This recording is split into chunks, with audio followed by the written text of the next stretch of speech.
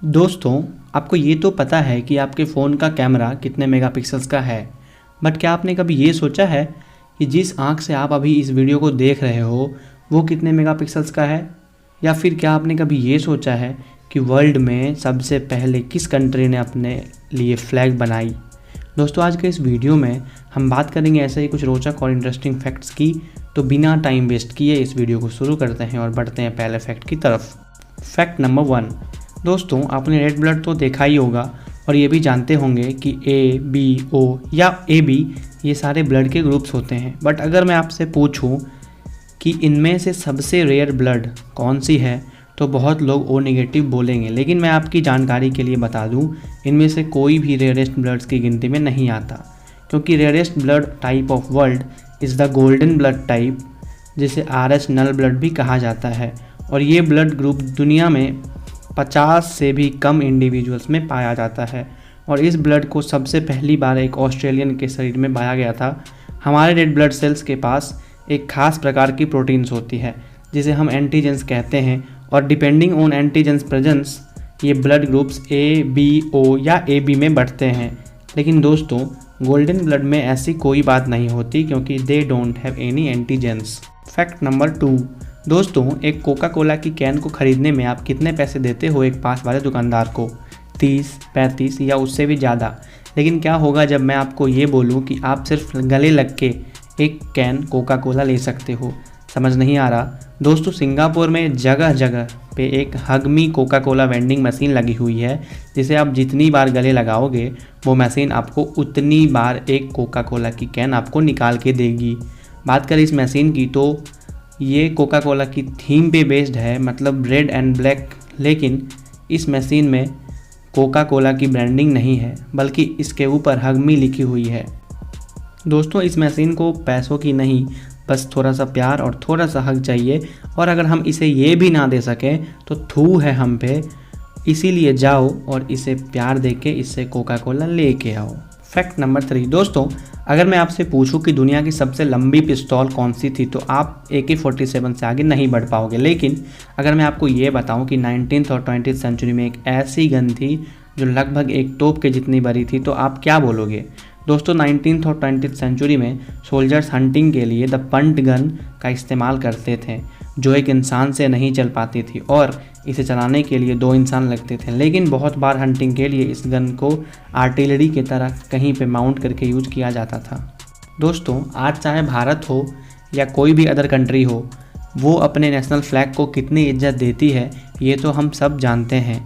लेकिन क्या आपने कभी ये सोचा है कि सबसे पहले किस कंट्री ने अपने आप के लिए नेशनल फ्लैग का कॉन्सेप्ट लाया होगा, या फिर किस कंट्री ने अपने आप को नेशनल फ्लैग से दर्शाया होगा?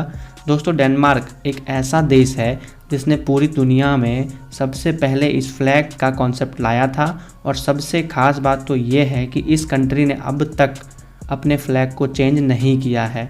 ऐसा पाया जाता है कि डेनमार्क ने 13th सेंचुरी में ही अपने लिए फ़्लैग तैयार कर लिया था और आखिर में 1625 में आकर इसे नेशनल फ्लैग डिक्लेयर किया था, और उस समय इस फ्लैग को डेनिश क्लॉथ कहा जाता था।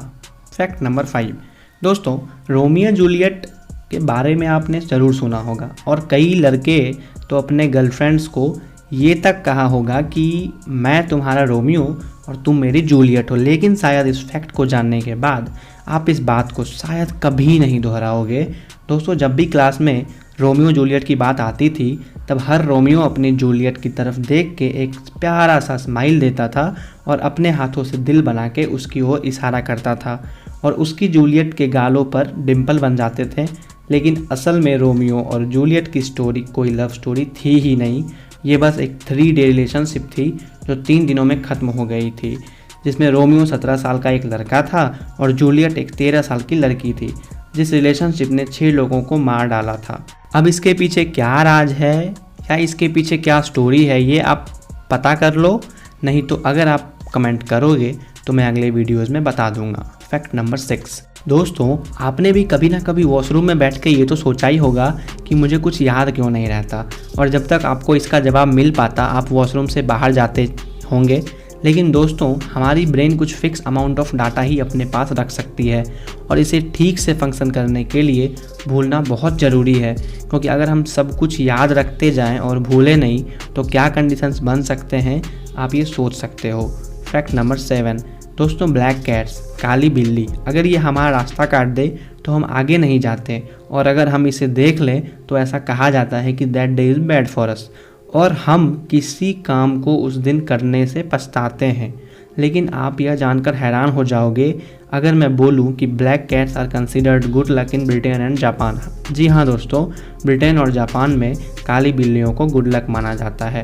फैक्ट नंबर 8, अब मैं उस फैक्ट को बताने वाला हूँ जिस फैक्ट को सुनने के लिए आपके कान तरस गए थे कि हमारे आँखें कितने मेगापिक्सल्स की होती है। तो मैं आपको बताना चाहूँगा कि दोस्तों अगर मैं यूनिट वाइज बात करूं तो हमारी आंखें लगभग 576 मेगापिक्सल की होती है, और जिससे हम पूरी दुनिया को असली दुनिया की तरह देख सकते हैं, मीन्स विदाउट एनी फिल्टर्स।